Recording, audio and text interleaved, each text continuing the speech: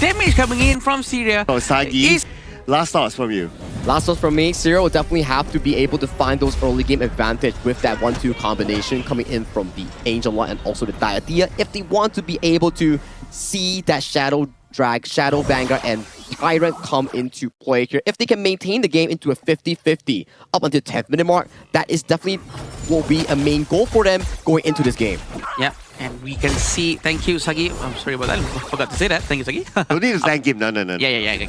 He's fine. Abdulaziz is gonna be going to the mid lane with a 2,000 gold for now. It's a bit too early for us to see any changes throughout the itemization, but a very early rotation coming in from the Xiao Xiao. Songbin really wants to try to punish as much as he can, trying to steal this jungle.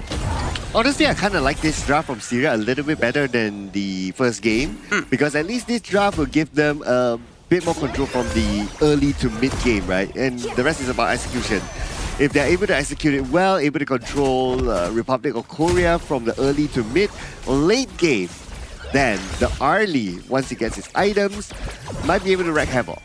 Yeah, that's true. Still going on with very slow pace coming in from both sides of the team. This is still very early for both of them, for sure. And Korea usually starts to come a little bit more online during the 3-minute mark. It all depends on how Nakoruru is going to start her rotation.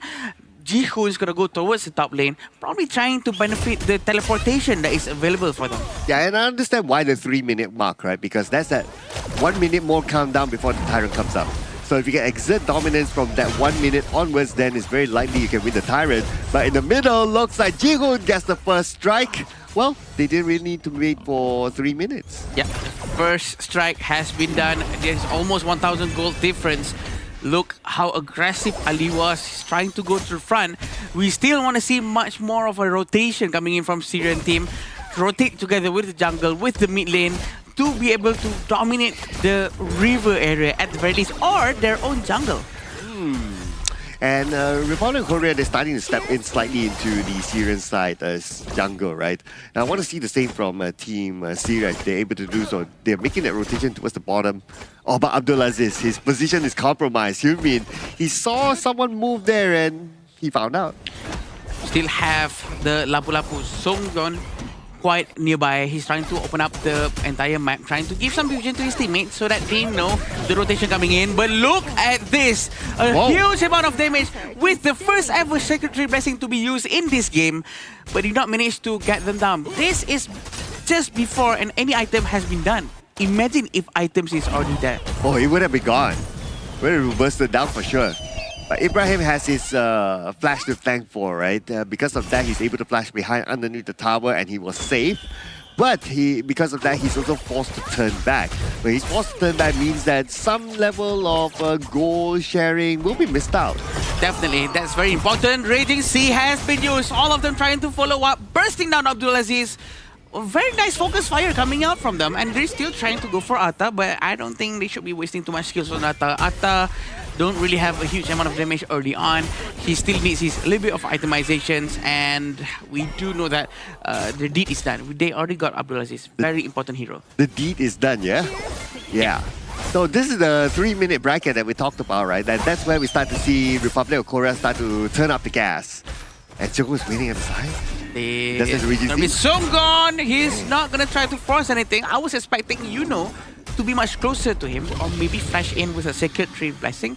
But it seems like they're not gonna do that. They're gonna try to rotate towards Tyrant for sure. Very smart from Syria. They know they're not gonna get Tyrant. They went straight to the Overlord. And in fact, faster than Korea getting Tyrant. Yeah, if you can't get the new toy, you get the second-hand toy. That's okay. But here we go on to Abdulaziz. Receives a lot of damage, but again, because of the flash, he is safe. He is safe for sure. Abdulaziz with the last hit manages to run away, but can they defend this? They cannot. The amount of damage coming in from Jihoon is too much. Oh, but at the same time, look at the farm lane. He's being pushed down by Hyunmin, and nobody gave a care of his position and his pushing. It's two waves at the same time. While Syria did not even manage to get the top lane, but he did destroy the tower though. Teleportation coming in from the Atta. Can he do something? They tried to dive in with the 2 minions left. They can destroy another tower at the bottom lane. Wow, in about 5 minutes they've destroyed 3 towers. Okay, this is Republic of Korea, like what we talked about, right? like you mentioned, 3 minutes onwards, they start to turn up the gas, and now they are not letting go of the pedal. Sacred Trailblazing has been used not for the heroes, but really focusing down on objective, using it on towers. It might be a waste right now, but getting one tower equals to more gold. So this is actually good for the economy. Oh yeah, but okay, they have to give a little bit of attention to what's happening at the top there, but that's a slight push. The bigger push is happening from Republic of Korea towards Syria, from the mid to the bottom. Right now, they're just playing like in these two lanes, and Syria is having a hard time. Very good right there. You see, he knows where the umbrella was, but look at this. They really go all the way in with the Sacred Trailblazing, cutting down everyone in front of them. And Jihoon just arrived just to have a little bit of the taste of the last few seconds of the team fight. And they got ace! Syria got ace, unfortunately, and because of this ace, okay, we don't have enough time though to end the game. The minions are marching in. Minions, okay, coming. Is there the time? They're trying to destroy the crystal as soon as they can. They go. They focus down onto the minions, but will they get a huge war comeback? That might be it. Ali managed to get one at the very least, and now they try to disengage as soon as they can. I thought they're gonna end within 6 minutes. I thought they wouldn't be able to make it, but because of the respawn time was too short, because the lower level you are, the faster you respawn. That just helps them in a way. Yeah, and also what helps Syria is that after you just exploded the tower, right? Yeah. The minions will move slow. Yes. Yeah, for a moment. If the minions didn't move slow, this game would have ended. So that's why This is the new one. Okay. This is a very good blazing minions coming in. This might be a huge comeback coming in from Syria. A very good fight coming out from them. Abdulaziz with that blazing brilliance, helping out his teammates with Ibrahim in the front, knowing that Ammar was also tanking a lot of damage for the team. Oh, this is Syria not going out without a fight. And they're looking for more opportunities in the middle of Blazing Brilliance. On to Seunggun. Seunggun is tanky enough to absorb that damage. He is okay for now. But Syria, now they want to push down the mid lane. It's just that they don't have the minions. They don't have the minions for now, but 5,000 gold, they still managed to go down so quickly because of the consecutive damage coming in from the Syria side. Yeah, and for Republic of Korea, they're realizing that, okay, only 2 lane advantage is not going to be enough for them.